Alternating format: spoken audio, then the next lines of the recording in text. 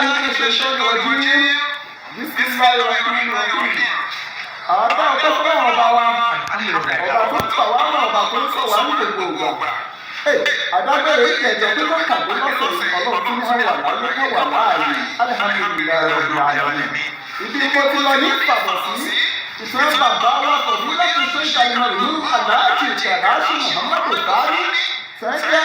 olùdásílẹ̀ kàràṣì memorial arabic secondary school òkè-odò ìbàdàn fún ilé ẹ̀kọ́ kàràṣì tó tẹ́ bàdàn tẹ́ bá ń gbọ́ kàràṣì àìmọye akẹ́kọ̀ọ́ ló ti jáde bẹ̀ tí ó jẹ́ pé àwọn ọ̀gbọ́n ní ẹgbẹ́ wà mọ́ tí ń jẹ́ kàràṣì ọ̀dọ́ wọn la wà ibẹ̀ náà la wà ń jẹjọ tẹ̀síwájú nínú pẹ̀lú bàbá wa pẹ̀lú láti ṣe imam suleiman muhammadu awa abiodun tẹ́jẹ́ wàkíìlì fún ẹ̀kọ́ bàbá wa kàràṣì wọ́n ní ẹ̀yìn ó bá tó tún ní ìdáta níta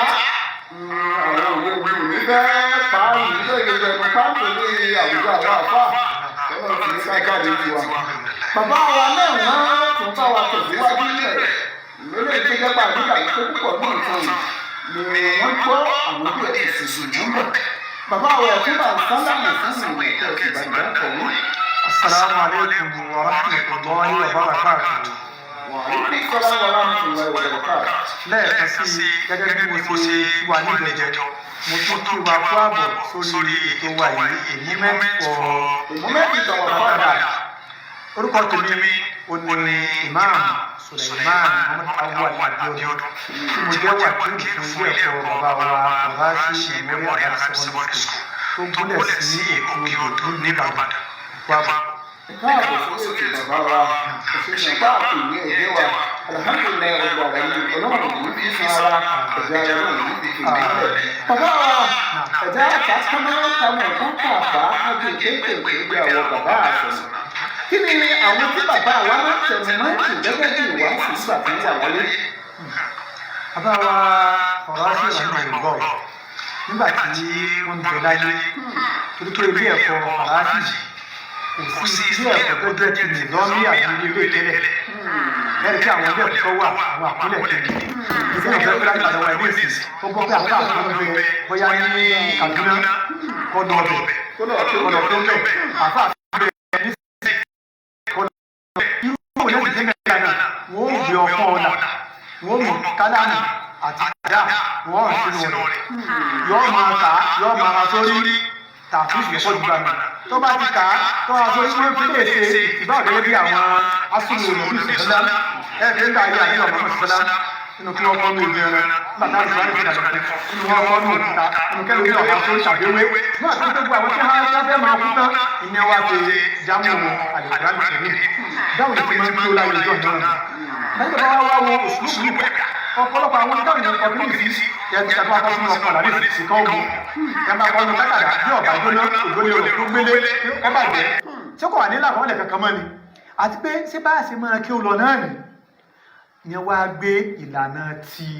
àwọn ní òde òní tá à ń pè ní àkọ́fà ìsìlámíyà náà wà gbélé àwọn ni ẹni tó kọ́kọ́ kọ́ ilé ẹ̀kọ́ tó sì kọ́kọ́ bẹ̀rẹ̀ pé kí olùkọ́ dúró wájú kákàkọ̀ jókòó lórí àga kán sì gbé àga síwájú ìwé síwájú àti bẹ́rò kan sì máa kọ̀ọ̀kan nílẹ̀ Yorùbá wáyé nígbà náà gan wọ́n ń lo western region lánàá ńgbà náà kò tí ì sí Ọ̀yọ́ state Ondo state western region ní gbogbo ní jẹ́ western region nígbà náà bàbá wa Kàràṣì lọ́kọ́kọ́ àṣàṣà ìtàn pè ní ilé kí o ti nìzọ́ọ̀mù kí àjókòó kólùkọ́ wà wájú kí àwọn akẹ́kọ̀ọ́ ká máa gbọ́ ìdílé àjọjọ ní ìyàmọ́dáwọ́dáṣẹ̀ ní 1945. 1945 bẹ́ẹ̀ 1945 ìmọ̀dáwọ́ ilé 1945 gan wọ́n dálé ẹ̀kọ́ Kàràṣì náà lẹ̀ Allahu Akbar Allahu Akbar. kódà nú àwọn akẹ́kọ̀ọ́ bẹ̀ngbà náà láti rí àwọn kan tí wọ́n ti jáde láyé àwọn kan wá ń bẹ láyé ní ìsìn inú wọn ni bàbá wa àgbà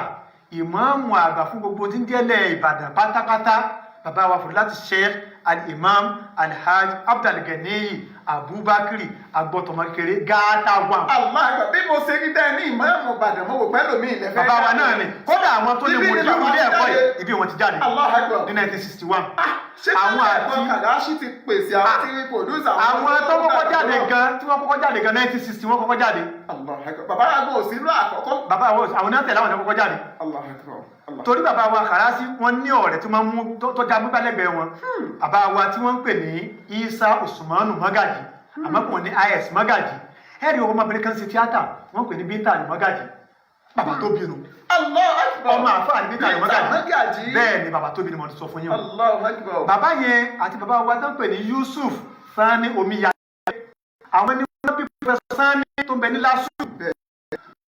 máa ń tẹ̀lé bàbá wa káàkiri bàbá wa is Magaji àwọn nìkejì tó pé wọn kún wọn lọ́wọ́ bàbá wa Omiyale wọn jọ ọmọ kéwú wọn tún jọ rẹ̀ sí wọn. nínú àtàwọn tó jáde tó jẹ́ Sani ẹ̀sìn lẹ́sìn bàbá wa Ìmáàmù ilẹ̀ Ìbàdàn àwọn ni wọ́n jẹ́ àmìdù wa tòní nílẹ̀ ẹ̀kọ́ Kàràsí bàbá wa Fọdúlà Sheikh Alhaji Harun Adelodun Badrudeen Alilori ṣùgbọ́n bàbá kọ̀ pé Alibadawi. ó yẹ ọmọ tó bá ti wà ń bàdàn láti bí ọmọ ọdún méje bàbá mi sásìkò yìí bẹ́wẹ́ bá pẹ́ lára ọ̀sẹ̀. ó sì ti lé 90 years ṣe òkè èyí tó kò ní pé Ìlọrin mọ́ àti pé Ìlọrin ní dámùnù ṣùgbọ́n Ìbàdàn gangan ni. ẹ sọ kínní kan lẹ́ẹ̀kan wípé bàbá wa ìmáàmù Ìbàdàn ní mùdírù ilé ẹ̀kọ́ yìí Allahu Akbar títóbi Ọlọ́run ọba èmi ò mọ̀ pé ilé ẹ̀kọ́ Kàràsí bàbá wa ti jáde. àwọn èèyàn lárọ́tọ̀ ọdẹ ní Kàràsí pọ̀ ẹ̀jẹ̀ fún àwọn tó súnmọ́ ń bì nínú wọn lẹ́ẹ̀tì rí fọ́mà ìmáàmù ilé akéde tẹ́lẹ̀ bcs Alhaji Imam Salaudeen Abdulaziz Ariyayo nínú wọn lẹ́ẹ̀tì rí Professor Kamilu Kóyèjọ ọlọ́sọ̀ tí wọ́n pè Professor kéèkì ọlọ́sọ̀ bẹ́ẹ̀ kódà ọ̀pọ̀lọpọ̀ àwọn mọ́sálásí tó jẹ́ jímọ̀ tí ń bẹ gbogbo òlú Ìbàdàn yìí ọmọ Kàràsí ni àwọn ọmọ ìmáàmù rẹ̀. Allahu Akbar alhamdulilayi rabbil alamin Ọlọ́run ní bàbáríkà àbẹ̀jẹ́ kò sì ní bá dáadáa àbẹ̀jẹ́ kò ní falẹ̀ ẹ̀kọ́ náà sẹ́yìn láíláí. Assalamu alaikum wa rahmatullahi wa barakatuhu. Knowledge is facts, information, or skills. Al-Yamana International School dé. Ilé ẹ̀kọ́ kan pàtàkì tá a ti ń fọ́mọ lómi ọgbọ́n ibi ìmọ̀ ẹ̀kọ́ ìwé àti kéwòsódò sí fẹ́ni tó bá fẹ́ tọ́mọ rẹ̀. Ilé ẹ̀kọ́ pọ̀ nílẹ̀ yìí eyín ọ̀gán dáyọ̀ gédéǹgbé láàrin egun tó fi kalẹ̀ sérígì ni. Ìmọ̀ tó yè kooro ni káwí àbí tàwọn àyíká wọn tó dùn rí àwọn olùkọ́ wọn pérégedé ìjọba tún fún tẹ̀lú ilé ẹ̀kọ́ wọn gbà. Ìlànà bọ́mọ ṣe Al-Qur'ani tó wà gédégbé àti kéwú àtìwé jẹ́ kí wọ́n yọ gbangba bí àlà. Ìgbanisí yàrá àkàwé láti bẹ̀rẹ̀ pẹ̀pẹ̀ délé ẹ̀kọ́ gíga ń lọ lọ́wọ́. Nursery 1 sí 2 àti primary 1 títí dé 5. Ilé ẹ̀kọ́ girama tún bẹ JSS tó fi dórí SS classes ló wà. Nọ́mbà 37 Ògbólúwa street Ọ̀sìmáwá road Láborí Ọlọ́jà Líkòsí Ògìjó nílé ẹ̀kọ́ wọn dúró sí Tandi. Ẹ tún lè kàn sí Gbága road Ẹ̀ríyọ̀ village Ògìjó nípínlẹ̀ Ògùn ni. Bákan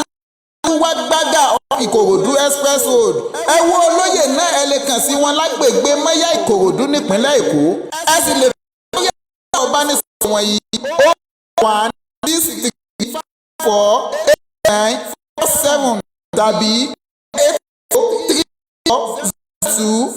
8034026394 tàbí 072668227 kàn sí wọn ímeèlì wọn trusted@yahoo.com ní ímeèlì náà. It's an obligation upon every Muslims seeking knowledge for the sake of Allah. Ìròyìn ayọ̀ rèé fákẹ́kọ̀ọ́ tó fẹ́ wọlé ẹ̀kọ́ gíga ńlá. Ìrọ̀rùn ló já sí ẹkú oríire. Al-Yamana Institute ti dájọ́sepọ̀ Muhammadu Bello Yunifásitì ní Zaria. Ire wọlé dépò kí gbogbo akẹ́kọ̀ọ́ tó fẹ́ wọ yunifásitì ó máa yọ̀ lókù. Gẹ́lẹ́ tẹ́ ẹ bá ti parí dípúlọ́mà lọ́dọ̀ wọn lẹ ti láǹfààní láti wọ 200 level Muhammadu Bello Yunifásitì láìsí jáàmù mọ́. Àbí ìdánwò WAEC àbí NECO rárá. Ẹ wọlé ẹ̀kọ́ wọn lọ ṣe dípúlọ́mà lágbára Olúwa ohun gbogbo di ṣíṣe. Agogo 8 àbọ̀ òwúrọ̀ sáago 5 ọ̀sán lọ́jọ́ Monday dọ́jọ́ Jímọ̀ lẹ́ ó fi máa gba lẹ́kṣọ̀ wẹ́rẹ́wẹ́rẹ́. Ẹ ó gba sàtífíkẹ́ẹ̀tì pẹ́ pérégedé lẹ bá dẹni láǹfààní láti làbú ní Zaria. Fálàyé lẹ́kùnrẹ́rẹ́ tàbí ẹ fẹ́ gba fọ́ọ̀mù ẹ kàn sílé ẹ̀kọ́ wọn. Eléyìí tó wà láláwẹ̀ èrè àlọ́nà iléeṣẹ́ Mẹ́gàjí Ìwó nípínlẹ̀ Ọ̀ṣun. Àbí kẹ́ẹ̀kan sí wọn ní nọ́mbà 37 Ògbólúwa street Ọ̀sìmáwá road Láborí Ọlọ́jà Líkòsí Lógìjó nípínlẹ̀ Ògùn. Ẹ sì lè pa àwọn ẹ̀rọ ìbánisọ̀rọ̀ yìí náà pẹ̀lú 08089620695 tàbí 07086853286 trusted@yahoo.com ní ímeèlì. bàbá wa ibi tá à ń lọ la tá a bá wò tá sáàráyé ọ̀pọ̀lọpọ̀ akẹ́kọ̀ọ́ akànsáyè pé púpọ̀ náà wá ń kẹ́kọ̀ọ́ náà ni a lè fẹ́ dàbí àwọn bàbá yà fẹ́ rí bí wọn kí ni mọ̀nà tẹ́ ẹ ní fún wa táwa náà fi rí bí àwọn bàbá wa Karachi. ẹ̀sìn atọ́kùn ìmọ̀ràn ti wà nílẹ̀ Kùránì bá fi àfúnṣekún àfàlà àfúnṣekún ẹ̀yà owó àwọn bàbá ṣe lo ìgbà báwo ni wọ́n ṣe lo ìṣẹ̀mí báwo ni wọ́n ṣe pẹ̀lú àwọn àfáà tí ń bẹ nílùú ẹ jẹ́ fún alápèjúwe kan bàbá wa Karachi tàǹdà akọ̀ yìí ní 1951 àlejò kan lárúbáwá kan wá láti ilẹ̀ Saudi Arabia ó wá sílùú Ìbàdàn wa ní ibi báyìí orúkọ ẹni náà máa jẹ́ Dr. Fahamu láti Saudi Arabia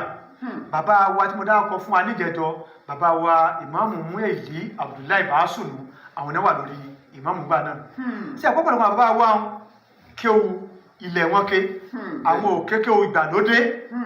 bàbá wa Karachi Sani tí wọ́n sọ àdúgbò nílé ẹ̀kọ́ tá à ń sọ pa àwọn yìí àwọn ni wọ́n á ń ṣe òǹgbífọ̀ fáwọn àfáà nínú olùgbà náà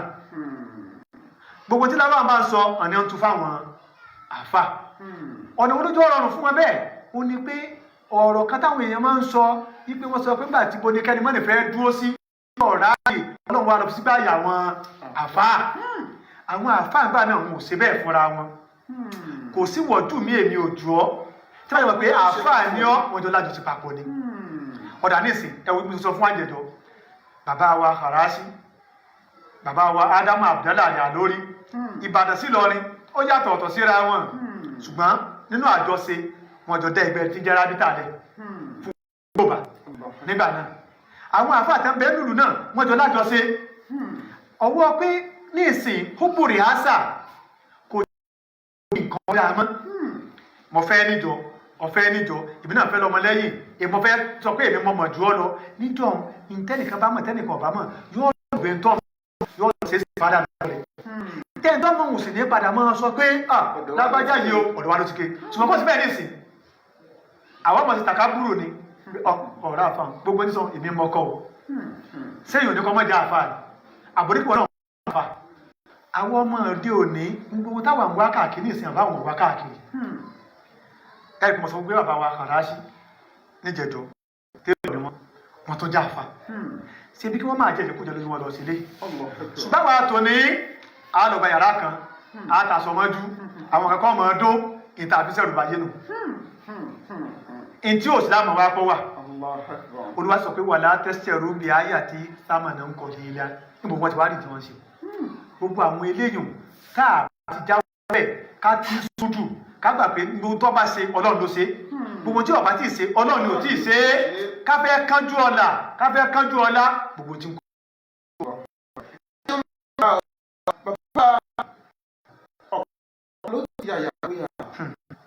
pàápàá jùlọ ọmọ mùsùlùmí mi ọ̀nà wo lẹ́rọ kóbi lè fi tọ́jú ọmọ tọ́mọ rẹ̀ òfin ní yàyàkuyà. ẹ ṣeun atọ́kùn ẹ rí i pé àwọn Yorùbá wọ́n ní tọ́ ọmọ rẹ̀ kó lè bá fún ọ ní sinmi. ọ̀pọ̀lọpọ̀ àwọn ọmọ tá à ń tọ́ láyé òde òní àfìlànà tọ́lọ́n tànábì mọ̀mọ́mọ́ ẹ̀wù sẹ́lá ànábì wa Muhammad sallá ó sọ fún wa pé múrù awladakum bis-salati wa hum abna'u sab'i táwọn yẹn bá wà lọ́mọ ọdún méje ẹ̀pà wọn láti ká máa kírun àyẹ̀bí látọ̀ ọdún méje wọn ti máa ní àwọn ibùdó kan díẹ̀ díẹ̀ ṣùgbọ́n tí wọ́n bá pọ́ ọmọ ọdún mẹ́wàá tí wọ́n fẹ́ máa kírun ẹ̀ máa já wọn lọ́rẹ́ díẹ̀ díẹ̀ ó ní kẹ́ wá ya ibùsùn ọkùnrin àtobìnrin ẹ̀yà lọ́tọ̀ ìyá àti bàbá tó fẹ́ sùn nílé tí wọ́n sùn ní òwò tí wọ́n bára wọn ṣiṣẹ́ tọmọdájú fi ti ń rí wọn kí lè fẹ́ kọ́ ọmọ wọn sí ìyá àti bàbá tó lọ́mọ nínú ilé tí wọn ò pé ọmọ wọn jókòó wọn ò fún ní ẹ̀kọ́ Kùránì wọn ò sọ tí ànábì sọ sílám wọn ò sọ táwọn sábàlì kí wọn ṣe lùgbà wọn ò sọ fún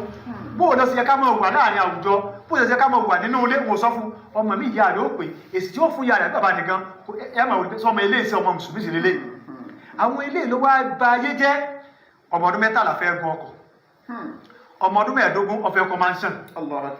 ọmọ tí ò tí ì pógún ọdún ó ti fẹ́ máa bímọ kálukú wa ń sáré káàkiri ètùtù ọlá ní kálukú wa bá káàkiri ilé ní fa yahoo tí wọ́n ti káàkiri wọ́n ní àgbẹ̀ ní ògbó náà ni wọ́n ní yahoo plus yahoo olè náà gbogbo ẹ̀ jìbìtì náà gbogbo rẹ̀ ṣùgbọ́n mo táwọn pé a bá fún tarbiyat islamiyya láti kékeré tó fi dàgbà ọlọ́run máa pàwádà sáìdá irú ọmọ bẹ́ẹ̀ yóò máa nípalẹ̀ ọlọ́run ọba ìmísí ọlọ́run máa wà ní ara pé nǹkan ní yóò dá ìdí ọba sì dá ní tọ́gbẹ́ àkéyàn ọba wa ń bẹ̀ yóò jà wọ́n bẹ̀ kò ní fẹ́ ṣe ẹ rí i pé orúkọ ọkọjá àwa tá a ní bàbá wa tá a jókòó ti lónìí ní ìsìn bàbá wa Kàrásì dà ẹ̀sìn 1965 sásìkò yìí tí bàbá ti kú ó ti lé ní 70 years ṣùgbọ́n orúkọ yẹn kọ́ spread lọ sí lọ tí bàbá náà bá wùwà kí wà nígbà tá ń bẹ láyé ni kò sẹ́ni tí ó lè dé orúkọ ọ̀hún tá a lọ́mọ bíbí nù bá Kàrásì gangan ṣùgbọ́n gbogbo ẹ̀ náà ní kíni o ọmọ bíi Kàrásì. nígbà tí wọ́n ṣiṣẹ́ ẹ̀rẹ́ lẹ̀ tó wá jẹ́ nǹkan mi bàbá náà ṣe kódà ọmọ ẹgbẹ́ ọmọ ògbẹ́ ẹ má pè mí lọ́mọ ẹ̀. ẹ jẹ́ fún yín sáǹpù kan àpèjúwe kan bàbá wa al-marhum bàbá wa Muhammadu Baki nílùú Ìwó kọ́lọ̀ bá ní sàlẹ̀ kẹwọn torí pé asúmọ́ bàbá gbà tí wọ́n bẹ láyé ara àwọn bàbá tá a jọjọ́ rẹ̀ wọ́n bẹ láyé ní kọ́lọ̀ mọ́jẹ̀ káyé náà bàjẹ́. bàbá wa Baki ṣe bí ìpìlẹ̀ tí wọ́n fún wọn tí wọ́n lé bàbá wa Baki nílùú Ìwó wọn kí oṣù mọ́ra. ọ̀dọ̀ bá wa ní amúnigun Abdulsalam lámúnigun sùmọ́ràtù bàdàlíyà bàdé ni wọ́n ti kéw wọn náà wọ́n bá padà gbé sórí ìgbà ìlódé lónìí ṣùgbọ́n wọn ò gbàgbé ìpìlẹ̀ bí wọ́n sì kí ó tó gbogbo àtẹ́ńbẹ́ láyé wọn máa dọ́dọ̀ àfa wọn. ṣé bàbá wa Baki. bẹ́ẹ̀ni. àkọlàbí pélé àmì bàbá wa ti kéw. ẹ̀yin lọ tún jí tàn wọ́n tó kí ó lọ́dọ̀ bàbá wa. níbẹ̀ náà. ó dà ẹ náà kọ́ la fẹ́ sọ. ìwà kan fẹ́ ìwàsí wọ́n hùwàsí. ṣùgbọ́n àwọn àfa yẹn nígbà náà kálukú àfa àdàbàjá mi bẹ́ẹ̀ báyìí jẹ́ wà lọ jẹ́ lọ sí báyìí ọ̀nà Islam níta tó ń ro sí nígbà káàkiri ṣùgbọ́n máa tó ní ọ̀nà owó kí lọ́ba ayé jẹ́ fasad nígbà káàkiri lọ nítòsílẹ̀ ni. Allahu Akbar. ẹ ṣeun bàbá wa ní àti Yahoo Plus àti Yahoo kìnìkì tí náà gbogbo ẹ̀ ní. bàbá wa bàbá fẹ́ kí áwọ̀ tí ń bẹ láàrin àwọn àfáà torí àfáà àgbàjá òkúta mi lórí Facebook lónìí láti ìgbé ọ̀fọ̀ Instagram lọ́la ní ẹ bá tún lò dé ìmọ̀lá pè sí ọ̀tọ̀ òkú wa lánàá orí rẹ̀ ò dá inú rẹ̀ wí tá a bá fẹ́ káwọ̀ báyìí ó parí láwùjọ àwọn àfáà kí ni nǹkan tá a lè ṣe. tó Allahu alam àbáwá Ọlọ́run nìkan ló lè fi káwọ̀ tí ń bẹ láàrin àwọn àfáà kò parí lọ́nà wo torí pé ẹ̀gbọ́n sọ níbẹ̀rẹ̀ níjẹ̀jọ́ ipe kálukú ló fẹ́ níjọ kálukú ló fẹ́ jẹ ọ̀gá kálukú ló fẹ́ jẹ adarí eléyìí ọmọ pété mi lọ́dà tọ́wọ́n mọ̀ pété mi lọ́dà tọ́wọ́n mọ̀ pété mi lọ́dà tí ìbá gbé àìní láàkáì tọ́pẹ́ sí Ọlọ́run la bá fẹ́ jẹ kí làbọ̀ máa búrẹ́ ni ìtì bẹ́ńlẹ̀ yìí ó tó pín ṣébí sí Ọlọ́run la fẹ́ jẹ ìwọ máa jẹ́ tiẹ̀ níbi tó bá wà jẹ́mi náà máa jẹ́ sí Ọlọ́run tẹ́mi náà bá wà kó sì jẹ́ pé lórí ìkíláàsì níyà àti ìmánì sọ́ọ̀dìkà láti máa ṣe ti àbáfẹ́ ṣe kí làbọ̀ máa búrẹ́ ni ṣé Kùránì tí èmi ń kà ìkọ́lẹ̀ yìí ń kà ni sáré sànẹ́bí tẹ́mi ń kà ìkọ́lẹ̀ yìí ń kà ni ẹ̀ńtà ni bá bàjẹ́ àlọ́ pé tó bá jẹ́ pé tí ò sí nu Kùránì tàbí tí ànàbí ọ̀sọ́ tàbí tí ànàbí òsè ní bá mú wá àdìgbò tí irú eléyìí ṣùgbọ́n láìsí èèyàn ká máa bú abúlé ẹni o nígbà tó jẹ́ pé èèyàn ọmọ tí ń ṣe onímọ̀ kàkó Ọlọ́run nìkan ló lè pé kó parí. Ọlọ́run ló lè parí ẹ̀. Ọlọ́run ló lè parí rẹ̀. ẹ ṣeun bàbá wa ìjọ tí máa ń dùn máa yàn ló ń pọ̀ láyé yìí àmọ́ látijọ́ ẹ̀ ti délé ayé ọjọ́ òun lẹ́kùn gbogbo lónìí inú mi ò fẹ́ dùn bẹ́ẹ̀ yìí. bàbá ó wà mo rántí ọjọ́ méjì alákọ̀ọ́kọ́ ní 1983 tí a wà ní awalu thanawi bàbá wa kan àfa wa kọlọmọsí dáadáa fún wọn kọlọmọsàdékùn kẹ wọn ti bọ́ sáré kẹ àmọ́ lọ́wọ́ bá a kò ní ustaz Sheikh Abdulwahab Yusuf Alarape bàbá ẹ̀ fún wa ní assignment kan wọ́n wá ní káhàbọ̀ àwa wà ní kíláàsì láàárọ̀ ọjọ́ náà wọ́n wá ní àmọ́ ká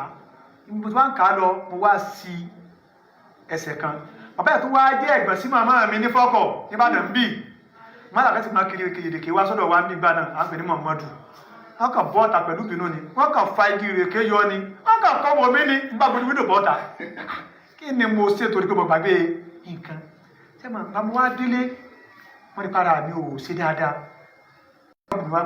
sọ́dọ̀ sọ́dọ̀ ẹ̀ mọ̀ ọ̀ pé táyé ò làákọ̀ dání tó bá jẹ́ náà tán lẹ́yìn tí mo ti lérò pé wọ́n tún máa tiẹ̀ pàápàá mi ni àwọn náà tó ń gbé ojú àgàn sí mi ni ilé ìwà jẹ́ tí ọmọ ìlọ́pẹ́ ọ̀dà gbogbo dábọ̀ wá fún náà dáa fún kó tó di ọ̀la tẹ́lẹ̀ ní ààbọ̀ bí ìbá ní sùn ní sùn ń yà á ni ìjọjọ alákòókò ojú ẹlẹ́ẹ̀kì mo padà rí àwọn kíláàsì nígbà tó fẹ́ jẹ gbà mí ẹ̀kọ́ kan tún nìyí. ẹ̀kọ́ kan. ìwọ tó o bá yí challenge kan náà tó rẹ̀ pé kí wọ́n á sá padà. ojú nínú ẹ̀mí tí ẹni ó jẹ́ tó bá dọ̀la àtòkí pé kí ni báwọn bàbá wa ń jọ dàbí wọn máa ń yà sẹ́jọ́ ọmọ ọ̀rẹ́ sí ìlú náà bàbá wa mú. ní bàtà ní ìbúlù sami islami ní Niger ní Nigeria alọ́sẹ̀ mọ̀kọ́bálà bá a ti wá délùú mọ̀kọ́bálà kù ọ̀sẹ̀ kan ara mi ò bá yá ẹni tó lọ sí mọ̀kọ́bálà tí ó wọjá ní àtàrà rẹ̀ ọ̀yá bóò lọ sí fẹ́ẹ́ sí mọ̀kọ́bálà kí lọ mo wá ń banú ìjẹ́ títí tó fi dọ́ àárọ̀ ọjọ́ tá a lọ sí mọ̀kọ́bálà ṣùgbọ́n nínú àánú ọlọ́ọ̀ba ọdún tó náà ní kí wọ́n béèrè ọlọ́run ní kí n rí dáhùn. alhamdulilayi. ọwọ́ àfi ìdùnnú pàdé ìbànújẹ́ fún mi. alhamdulilayi rabbil alamin. àwọn ọjọ́ ọ̀dùnnú náà ẹ̀ ní padà máa rántí ní ìbànújẹ́ lágbára ọlọ́run. alhamdulilayi rabbil alamin. bàbá wa ọmọ bíbí ìlú Bòní. típíkà Ìbàdàn ni mí àti ìyá àti bàbá ọmọ bíbí Ìbàdàn ni. ó dà èmi náà ní fọmọ Ìbàdàn ṣeré o. torí bẹ́ẹ̀ ṣe wọ́n kẹ́ ẹ̀ bẹ́ẹ̀ ni bẹ́ẹ̀ ṣe máa sọnù. bàbá dáadáa ní Ìbàdàn náà bí wọ́n sọ báyìí tó gbónílé tó ń bá jòjì. bàbá lẹ́yìn ìlú Ìbàdàn ìlú wo lẹ tún nífẹ̀ẹ́ sí jù lẹ́yìn ìlú abínibí yín. ẹ bá ti parọ́ fún yín mo nífẹ̀ẹ́ Saudi Arabia. Allah akbar. mo sì nífẹ̀ẹ́ ìlú torí pé ìlú àwọn àfáà ni. Allah akbar. ẹ tó má tó wá ti ń wo ìṣesí bàbá wa àbí tòmọ́dúrásà wa tòní ẹ lè pé bàbá ẹ̀kọ́ ló bí wa láti ojú ara rẹ̀. Allah akbar. bàbá náà wá ṣèṣe pé ọmọ Ìlọrin ni mí ó wá jẹ́ kí n tó nífẹ̀ẹ́ ìlú Ìlọrin lẹ́yìn ìlú tí a ti bí àdúgbò wa Muhammad sallallahu alaihi wasallam. Allah akbar. tí ìwọ náà bá ń ṣe dáadáa yóò máa jẹ́ kí n nífẹ̀ẹ́ ìlú ẹ̀ o ti rí tí bàbá wa mi ìlú gan dálẹ̀ tí wọ́n báyìí wọ́n nítorí bàbá wa làwọn fi nífẹ̀ẹ́ ìlú Ìlọrin. ẹ ṣeun bàbá wa pàápẹ̀ yín ọlọ́ọ̀ni ẹ̀jẹ̀